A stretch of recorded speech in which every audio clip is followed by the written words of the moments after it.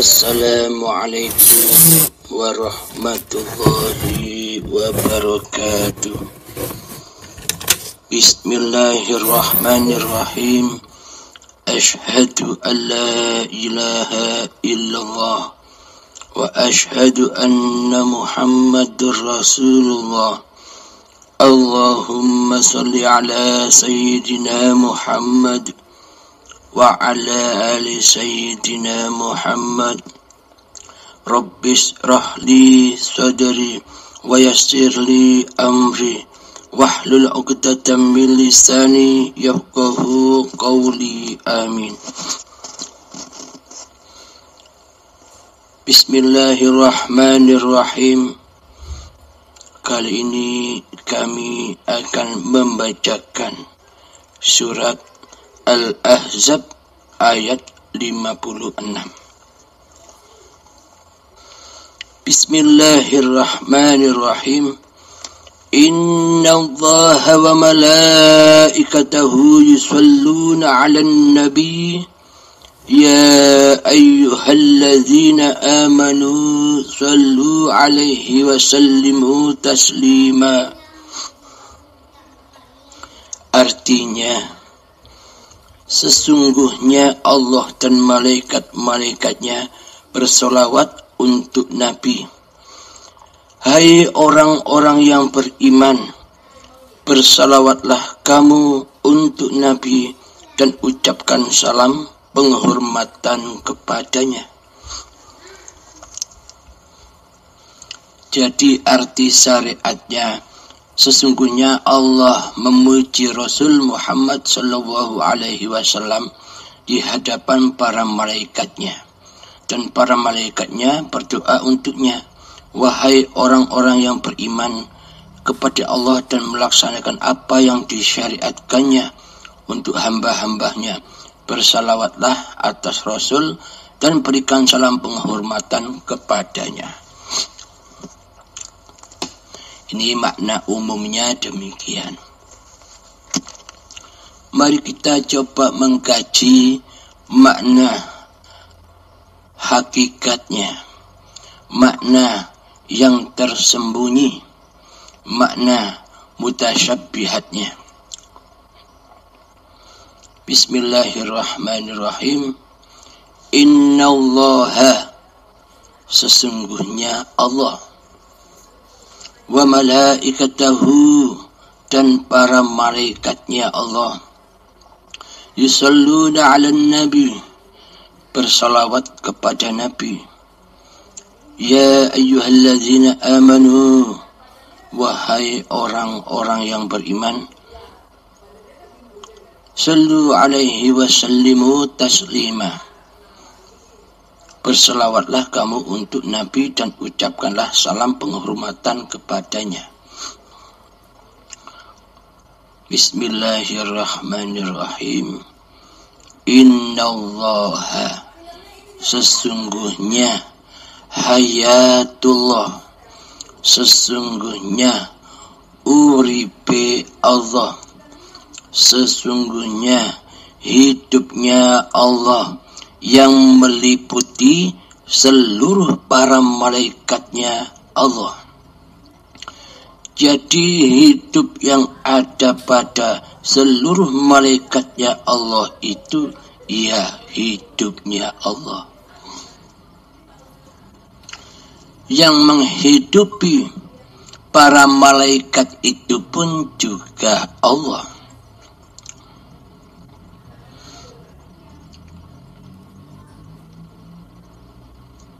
Innallaha wa malaikatahu yusalluna 'alan nabi, dan diciptakanlah Nabi Muhammad atau para nabi itu pun dari zatullah, dari hidupnya Allah, dari uripe Allah juga. Jadi apa-apa yang tergelar di alam semesta ini, hidup yang ada pada para malaikat, hidup yang ada pada para nabi, hidup yang ada pada para rasul, dan hidup yang ada pada junjungan kita Nabi besar Muhammad sallallahu alaihi wasallam juga hidupnya Allah. Ya ayyuhalladzina amanu, wahai orang-orang yang beriman. Siapakah orang-orang yang beriman itu? Orang-orang yang beriman di sisi Allah itu adalah manusia yang sudah mempersembahkan kembali, mengabdikan kembali bahwa hidup ini hidupnya Allah. Inilah yang dimaksud orang-orang yang beriman di sisi Allah, yakni orang-orang yang sudah beragama dan bertuhan di sisi Allah.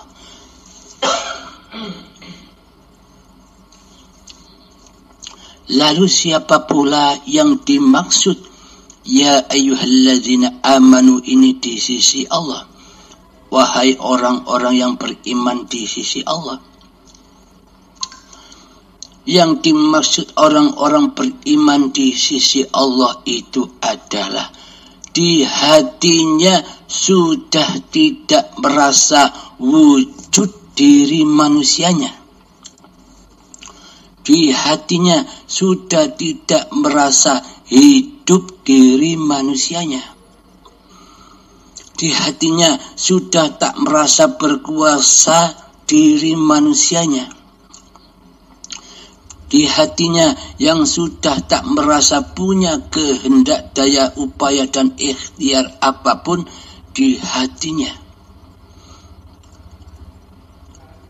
Bagi mereka yang di hatinya sudah tak merasa berilmu lagi di hatinya. Manusia yang sudah tidak merasa mendengar dan melihat lagi di hatinya. Dan bagi orang-orang yang sudah tidak merasa bisa berkata-kata apapun di hatinya kecuali Allah, kecuali hidup hayatullah. Inilah yang dimaksud ya ayyuhalladzina amanu. Inilah yang dimaksud orang-orang yang beriman di sisi Allah. Iman yang original, iman yang dibawa para nabi dan yang dibawa oleh para rasul, yakni tauhid, yakni selalu hatinya mengesahkan Allah daripada mengesahkan wujud diri manusianya di hatinya. Inilah orang-orang yang beriman di sisi Allah. Mari sahabat, mari kita tes, mari kita cek di hati kita ini. Apakah iman yang seperti itu sudah ada, sudah nyata pada diri kita, di hati kita selama ini? Bila di dalam hati kita yang masih merasa wujud, yang masih merasa hidup, yang masih merasa berkuasa, yang masih merasa punya daya upaya dan ikhtiar, yang masih merasa berilmu, yang masih merasa bisa melihat, yang masih merasa bisa mendengar, yang masih merasa bisa berkata-kata di hati ini bahwa semua itu dari kuasa diri manusianya yang wujud, maka itu belum dikatakan ya ayyuhalladzina amanu di sisi Allah. Meskipun setiap hari kita bersolawat 1.000.000 kali banyaknya, namun di hati kita yang merasa wujud, yang merasa hidup, yang merasa berkuasa membaca solawat masih diri manusianya. Maka apapun yang dibacanya, apapun yang dilakukannya, semuanya jatuh menyembah yang fana, yakni menyembah hawa nafsunya sendirilah yang merasa berkuasa untuk melakukan apa saja sekehendak hatinya. Jadi belum kehendak Tuhannya, karena yang ada di hatinya masih wujud diri manusianya yang masih merasa hidup. Jadi yang dikatakan ya ayyuhalladzina amanu, wahai orang-orang yang beriman, itu adalah yang mengikuti ajaran para nabi dan ajaran para rasul. Apa inti dari segala inti ajaran para nabi dan para rasul itu? Yakni membawa tauhid, mengenalkan Allah sang pencipta diri manusia dan alam semesta ini. Itu inti dari segala inti ajaran yang dibawa oleh para nabi dan rasul. Bahkan yang dibawa Kanjeng Nabi Muhammad pun sama, yakni membawa agama tauhid. Awaluddin ma'rifatullah.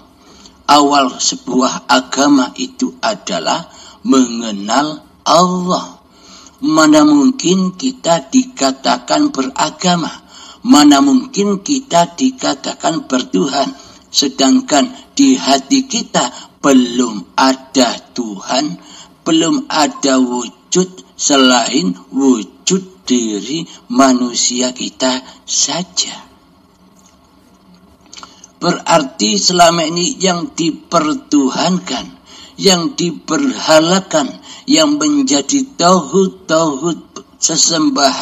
sesembahan diri kita selama ini di hati kita adalah hawa nafsu kita sendiri, bukan Allah. Karena selama ini kita belum ya ayyuhalladzina amanu, belum masuk pada tatanan orang-orang yang beriman kepada Tuhannya.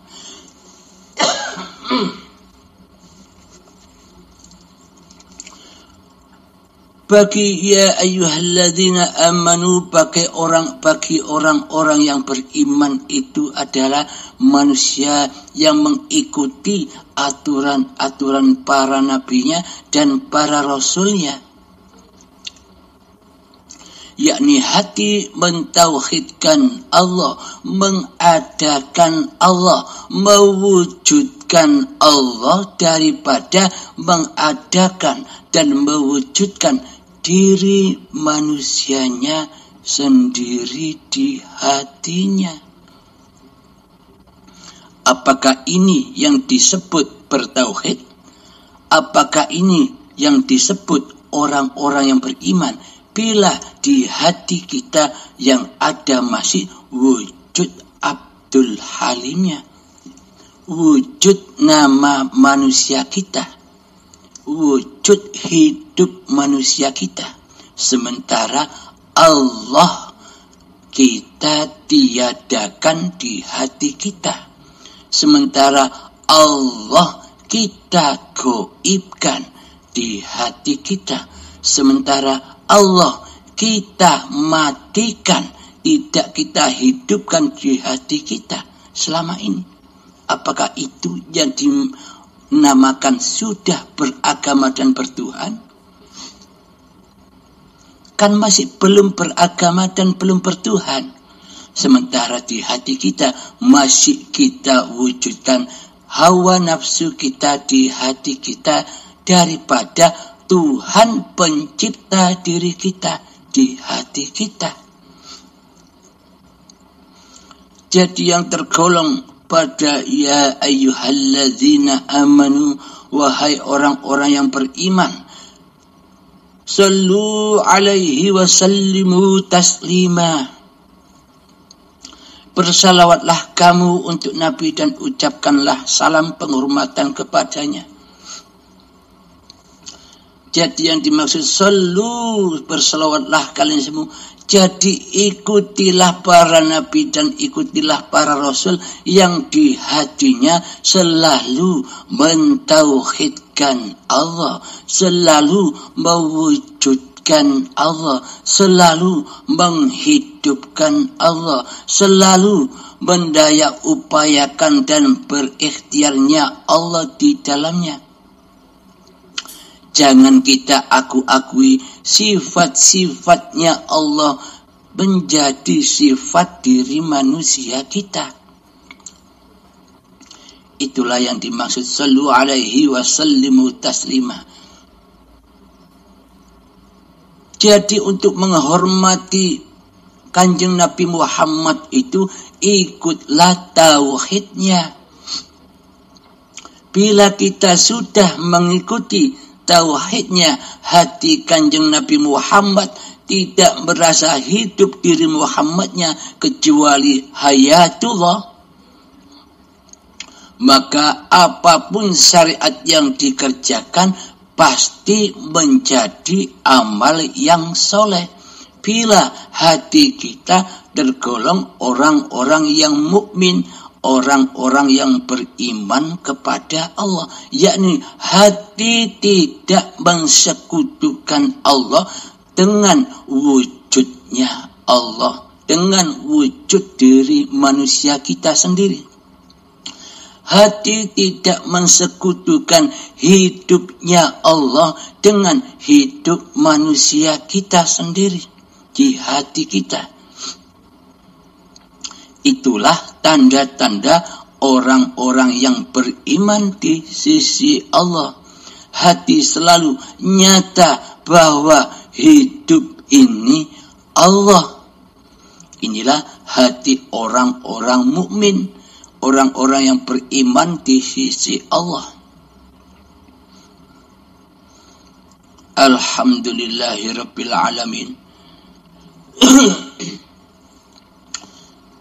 Jadi pada intinya bersalawat ini meneguhkan, mengikrarkan bahwa hidup ini Allah yang menghidupi, para malaikat-malaikatnya Allah yang menghidupi, para nabi dan rasul ya Allah. Dan wahai orang-orang yang beriman, lakukanlah juga seperti yang nabimu lakukan, yakni kedudukan hati, kondisi hati, tetapkan bahwa hidup ini Allah yang berkuasa dan menguasai apapun tingkah laku badan kita. Di saat sholat, Allah lah yang berkuasa di dalamnya. Di saat berpuasa, Allah lah yang berkuasa atas diri kita di dalamnya. Ketika naik motor, Allah lah yang menguasakan badan ini naik motor. Ketika memasak di dapur, Allah lah yang berkuasa atas badan ini untuk memasak di dapur. Dan luaskanlah hal yang seperti demikian. Jadi nyatakanlah Allah, jadi nyatakanlah hayatullah lah yang berkuasa atas seluruh tindak lakunya badan ini. Seperti ketika badan ini masih berupa jadi tanah, digerakkan, dikuasakan oleh Allah sehingga tanah ini bisa bergerak, berjalan, berlari menuju tumbuh-tumbuhan, lalu bergerak lagi, digerakkan oleh Allah, disuapi makanan, diminumi. Tanpa suapan dan minuman, akankah cikal bakal badan ini bisa berproses, bisa berkembang? Tentu tak akan bisa. Jadi berkembangnya dari proses tanah hingga menjadi sperma, semuanya butuh proses dan makanan serta minuman. Bagaimana Allah cara menyuapi makanan dan minuman ketika badan ini masih dari tanah? Tentunya rahasia Allah, sama halnya rahasia Allah yang sekarang kita rasakan. Seolah-olah selama ini diri kitalah yang makan dan minum. Seolah-olah. Seolah-olah kitalah yang berjalan dan yang berlari, seolah-olah kitalah yang sholat dan yang beribadah, seolah-olah.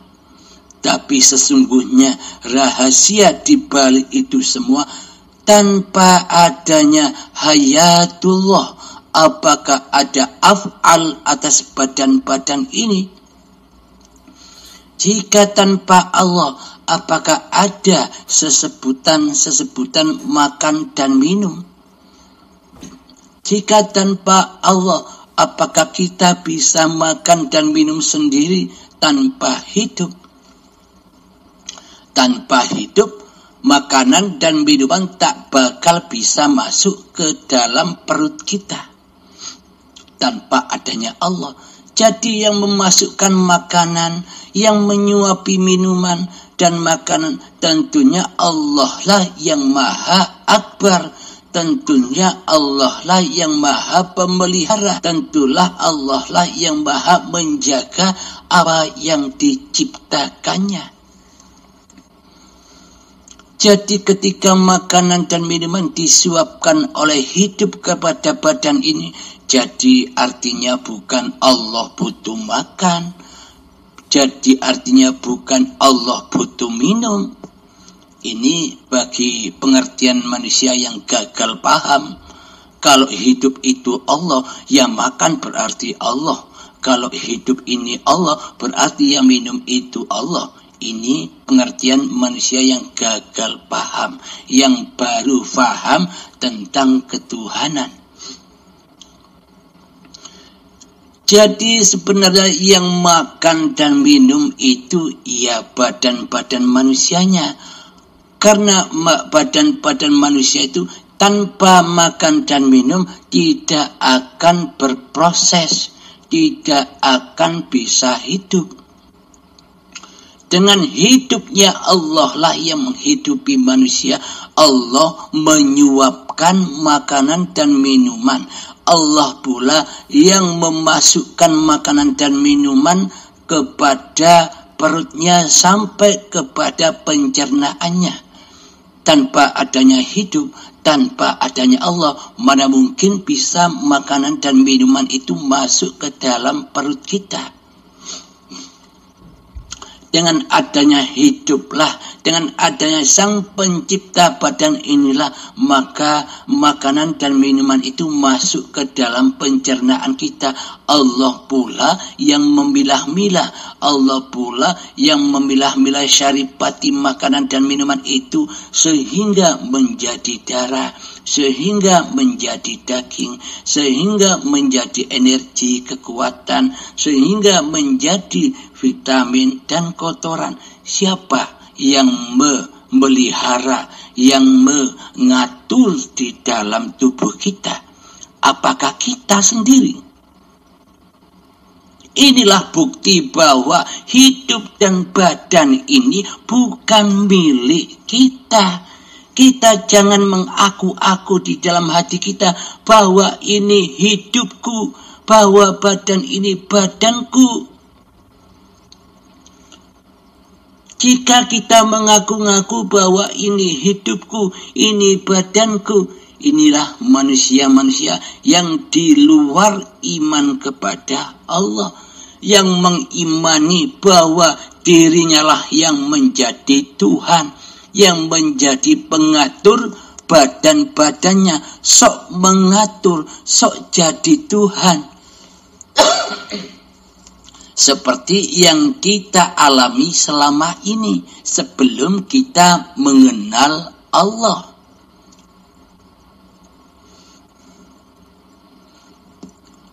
Kita mengaku-ngakui hanya di luar tubuh saja, karena kita selama ini memang tidak pernah masuk ke dalam tubuh. Kita hanya berpenampilan di luar tubuh, seolah-olah kita ngaku-ngaku tubuh ini milik kita.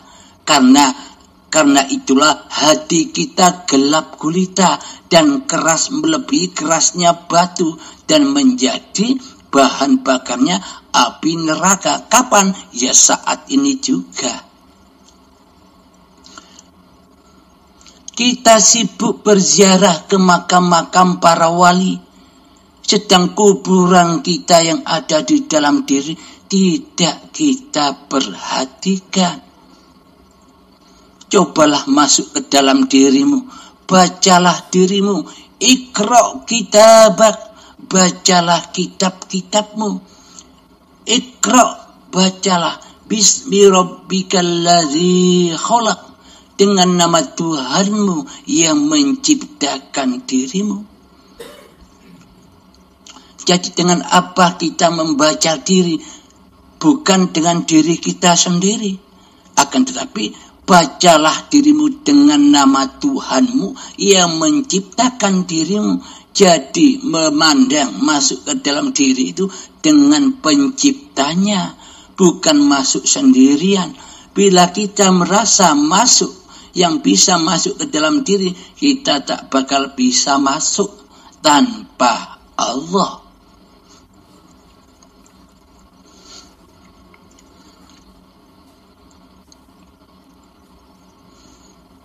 Inilah bukti-bukti iman kepada Allah. Jadi tidak mengaku-aku bahwa hidup ini hidupnya manusia, bahwa badan ini bukan badannya manusia. Sesebutan-sesebutan tentang nama manusia kan adanya ketika kita masih hidup. Semua itu hanya sesebutan saja. Maka dari itu bersolawatlah kepada Nabi Muhammad sallallahu alaihi wasallam sebagaimana Allah dan para malaikat bersolawat kepadanya. Maknanya yakni hidupnya Allah itu, hayatullah itu meliputi para malaikat dan para nabi-nabi serta para rasulnya, yakni hidupnya Allah meliputi seluruh manusia yang diciptakan oleh Allah. Itu intinya. Jika sudah nyata hidup ini Allah di hati kita, maka nyatalah Allah yang Maha Esa, Allah yang Maha Ahad, dan leburlah diri manusianya kembali ke alam keabadiannya. Dulu dari Adam, dulu dari tiada, kembali menjadi tiada. Yang ada hanyalah Allah subhanahu wa ta'ala. Alhamdulillahi rabbil alamin. Semoga kiranya pengkajian tentang sholawat ini bisa kita pahami, terutama diri saya sendiri dan kita semua. Semoga kita bisa melanggengkan, melaksanakan apa yang diperintah Allah kepada kita semua. Ya ayyuhalladzina amanu, orang-orang yang beriman di sisi Allah. Semoga kita bisa mengemban amanah ini bersama-sama fid dunya wal akhirah. Akhirul kalam. Assalamualaikum warahmatullahi wabarakatuh.